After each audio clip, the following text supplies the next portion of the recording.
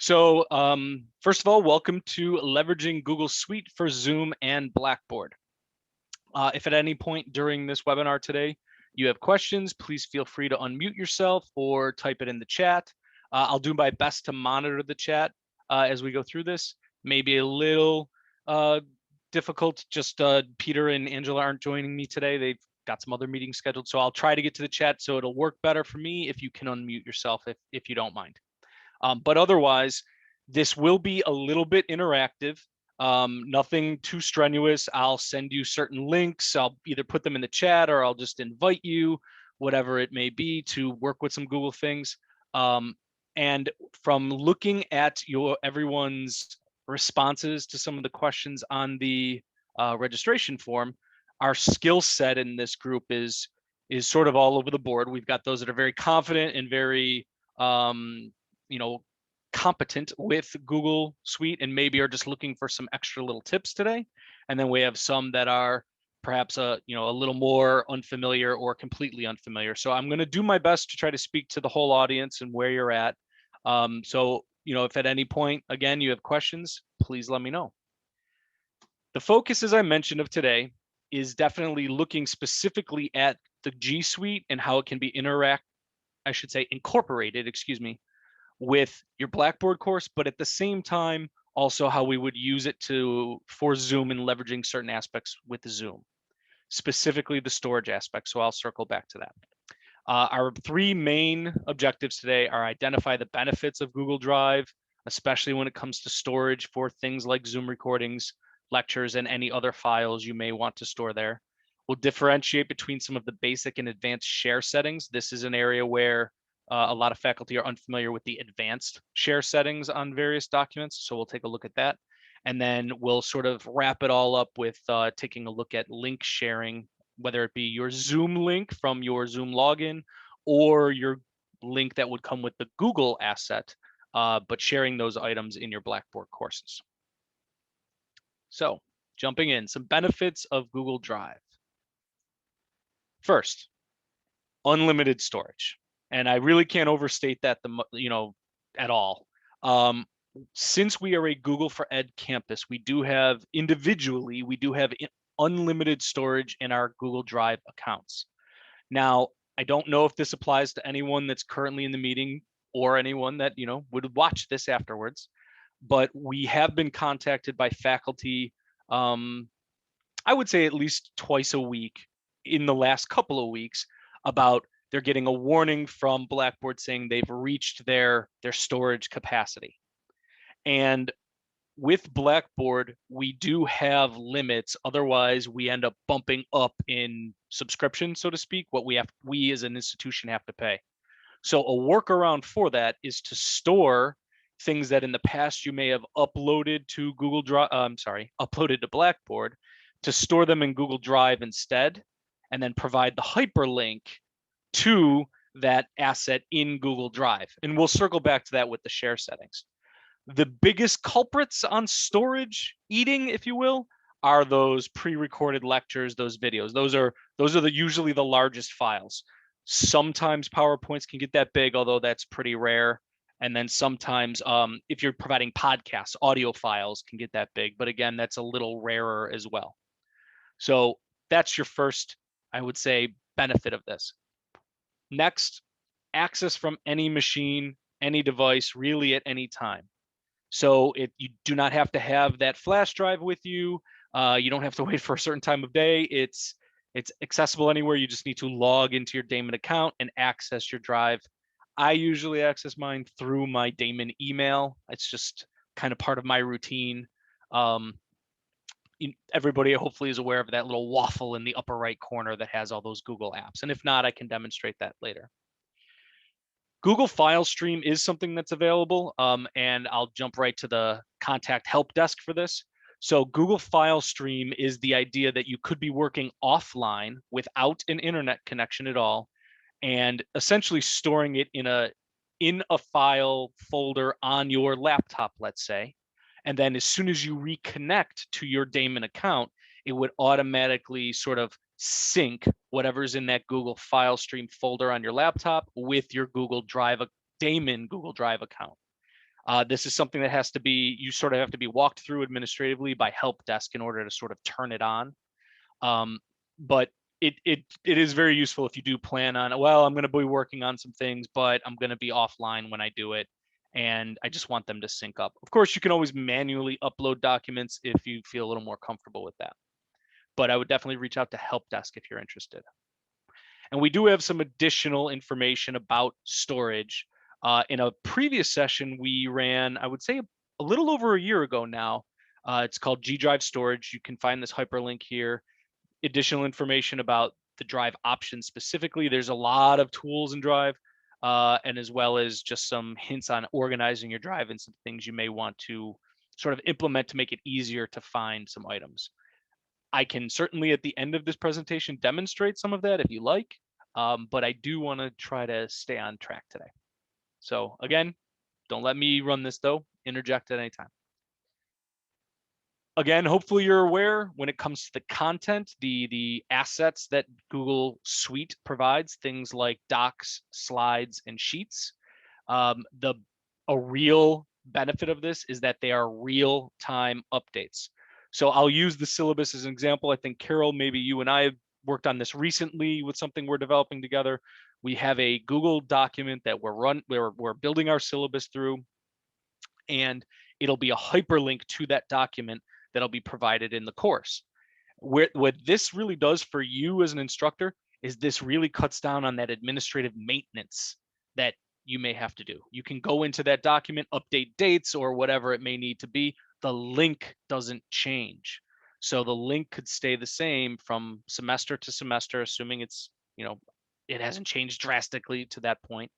And along those same lines, we can create multiple versions within the same document. So instead of making copies and then having copy 1, copy 2, copy 3, what it really can be is it can be one document, and within that document, stored within it, is its own copies, its own versions. And I can demonstrate this when we get to some of the advanced settings here in a little bit. Obviously, when it comes to these items, multiple contributors, and there's also no need to update the link, as I mentioned. Now, where this gets a little tricky are videos. Okay, so things that MP4s that you've stored in Google Drive, you do not need to delete the old video and replace it, but what you can do is replace it by managing the versions. Of course, the student experience. Students can view it online. They don't need to download. They don't need to print. They don't need to launch any specific software that they may or may not have on their device. That being said, as long as your share settings are set up properly, they can choose to download or print or add it to their own drive. And that is completely in your control as the instructor, and the fact that you would be housing these items in your Google Drive. Google Assets can also be used as engagement in interaction tools. Doc, slide, sheets, etc. I've actually started using Google Sites a little bit more myself, and these can be used, where students can share and they can give permissions to their group members, let's say, to collaborate. And as long as they're logged into their daemon account, and let's say they give you access as an editor, although you may not change anything, you'll be able to track those changes, and you'll be able to really identify, did student A contribute or not? And as long as they're logged into their daemon account, you'll see student A's name, and you'll be able to see how many contributions or edits that they've made to that document, let's say. So this hyperlink here about G Suite teaching ideas, there's going to be a lot of assets, and there are a lot of different ways to use a lot of G Suite products if you're interested in that. So final thing. Where are those links, Eric? Sorry. I haven't shared the presentation yet. I'm going to share it in a moment. Okay. Thank you. No, you're good. I'm going to share it in just a moment. No, I know I've mentioned them. No, I don't know, because Jamboard is one of the things I was hoping we get to today, just for my own. That was all. Okay, thanks. Yep, we can certainly look at it. Absolutely. So real quick, why see version history? As I was mentioning, you could then look at different dates and times and who contributed which elements to things. But in your own case, you could also name these versions. So for example, you might use the exact same document for the syllabus again and again and name it syllabus fall 20, syllabus spring 21, syllabus summer 21, et cetera, et cetera. And obviously dates and maybe some other things change, but it's all housed within the same area. And I'm just about to leave my presentation and demonstrate that right now. So what I do have is I have a couple of documents in a shared folder, which I am actually going to share with you all now. And I'm previewing something we're about to get into with sharing. So from this folder, if I click the drop down and go to share, I'm for now, for those of us joining, Carol, and since we're all in our Damon accounts, this will obviously go directly to you. I'm just going to make you a viewer for now. And then of course, and this is leveraging demo. So this is just a demo folder right now. You'll actually get another copy of this presentation later, but in here, you'll be able to access these items. I'm going to come back to the presentation and demonstrate a couple things with that version history I was just talking about. So your version history can be found by clicking on File and going to Version History, or in this area where it says last edit was and whenever that edit was. By clicking on that, it'll bring me to the same location. Now, here are all the different versions, the time and date stamped that I've made of this presentation today. And if I click the three dots to the right-hand side and go name this version, I can name it, let's just say, final presentation, spring 21. There it is. It's named, it's easy to find, and a really great feature to filter through this a little bit easier so I don't have to go through, maybe this list of edits is super long. I can turn on only named versions and you'll see I only have one named version. I can whittle it down and find those. So if you're doing something similar to that with your syllabus, and I'll just use this to demo again very, very quickly. So again, I can either go to File, Version History, or I can go to this where it said Last Edit. I'm going to name one from, actually, I think I might have some named. So let's do this first. I'm going to turn that on. Oh, no named versions. I lied. I'll name one from a long time ago. We'll name this one from August. And we'll just call this Draft Summer 21? Summer 20, excuse me. And then I'll name the current version Spring 21. So as I was mentioning earlier, if I turn on named versions, I can find the Spring 21 version and it have whatever edits, or I could revert back to the draft Summer 20 version, if for some reason I needed to do that. Here's where this has become very useful. I've been working with some faculty on this. What we've done is we've housed all their fall. They've actually done about 3 different fall layouts of their syllabus and just updated dates. So we have fall 20, fall 21, and fall 22 all in one document. Then we made a copy, considering it would have pretty much all the same information. And we did the same thing and we made one for spring 21, spring 22, spring 23. And that way the dates were only some slight different changes, slight updates. Now that's just one way to go about it. That's not to say that's the only way. That's just an example. And we can even make copies right from here. If I know that these are always going to be my spring dates, I can click on that and go to make a copy. And this isn't going to make a copy within this version. It's going to make a completely separate copy stored in my Google Drive. It will not necessarily be automatically shared with whomever it was already shared with. Yes, Carol. That's my question. So this is actually, I think, a good feature. If you have your syllabus and then you could just keep rolling it semester to semester or, year to year or whatever, however you do it. Then the people that you've shared it with, like if you have it linked to Blackboard, do they see all the versions? Can they click on each version? How do you share each version? Or is that where you make a copy and you only give them that version? And then if you do that, then what's the point of having this with all the versions if you have a copy? Now you just have duplicate. So that's really what'll be your call. So with this instructor that I'm working with, what we're doing is, or what she's working on, I should say, is that, yes, it'll be real-time updates. So when it gets copied from fall to spring, as an example, the link never changes. Students from that fall course, if they go in and click on that, if you leave the course open, now that it's spring 21, they'll see the updated spring version. So part of her administrative work with the students is to let them know, if you want to save this syllabus, this fall 20 syllabus for yourself, then you need to come in and go file, make a copy. They will have access to do make a copy as long as you set up the share settings that way. And I am getting to the share settings shortly. Excuse me. Now, for you as an instructor, what this does is it makes the maintenance in your Blackboard course a little more sustainable and a little bit less maintenance that you have to do, because the link won't change, the versions will, but the whatever version you've set it to. Like if I come here and go to revert, then this is going to be the version this December 11th that everybody will see if they click on that link.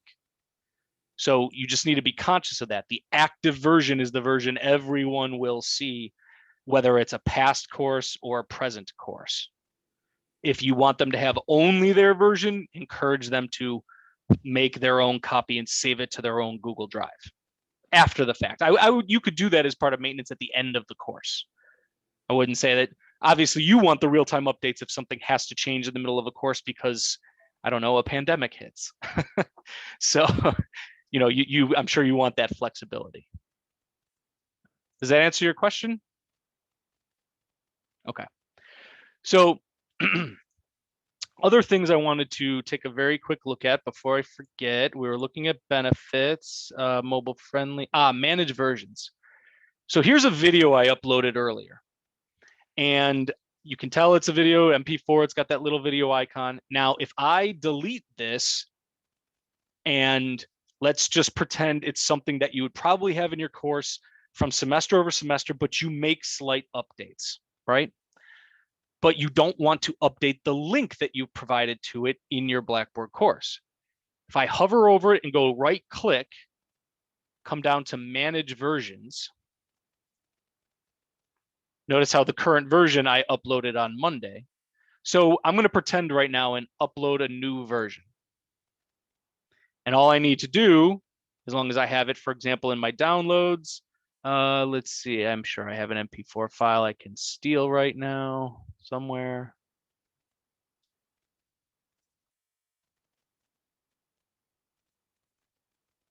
Where did I put it? Maybe it's on my desktop.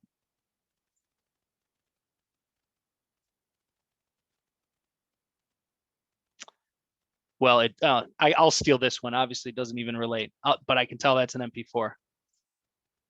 What it's doing is it hasn't deleted or overwritten the original file. It's time stamped it, excuse me.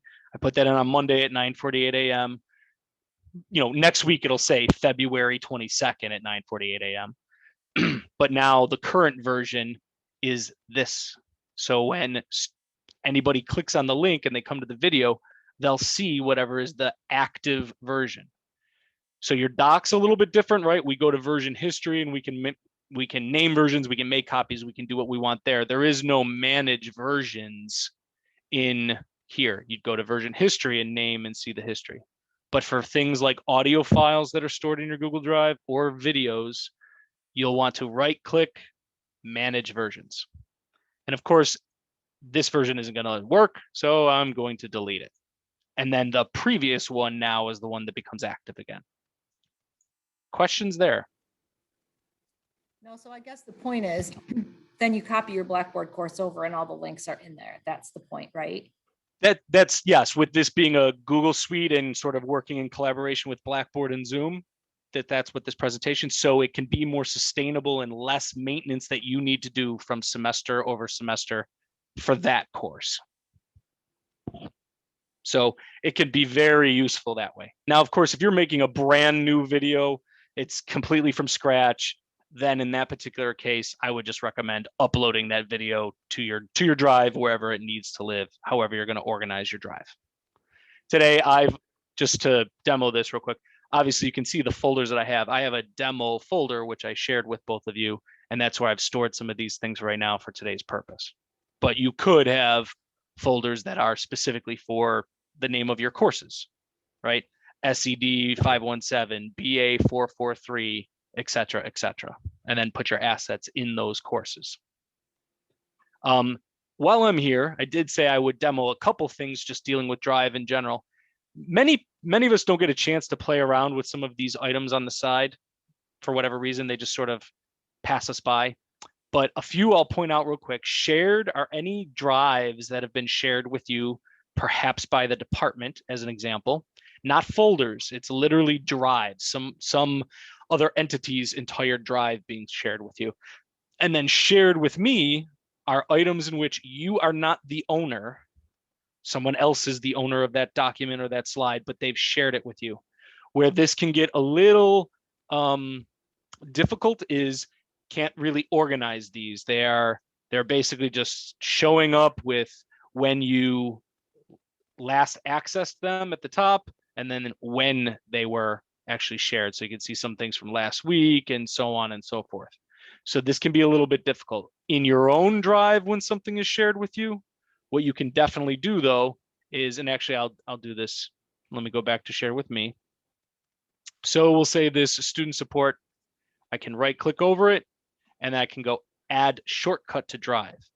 And I can file it away in a folder on my drive where I know I can find it. All you're doing is adding a shortcut. You're not actually adding the file to your drive. You're just adding the pathway to that file that's in your shared folders. Priority, this is something that I do use quite a bit. Most faculty are unaware of it. You can create workspaces. And you can see here, for example, with some of the course development I'm working on, I have a workspace in which I put BA Liberal Studies items, BS Business items, various documents. I'm not moving items here. What I'm really doing is creating shortcuts and sort of grouping them together. So I don't have to have them move from a folder where they already exist. Most of these files here exist in my drive in our Office of Instructional Design folder. And it's buried several subfolder layers deep. So this is quick access for me is to go to my priority section. You could do the same thing with your classes as an example. Any other questions while we're here? And forgive my dog if you just heard him. He's got anger issues. He sees a squirrel and he goes crazy. Are you going to talk more about sharing? Because I have a question. I don't know if this is the right spot. Yep, I'm going into sharing right now.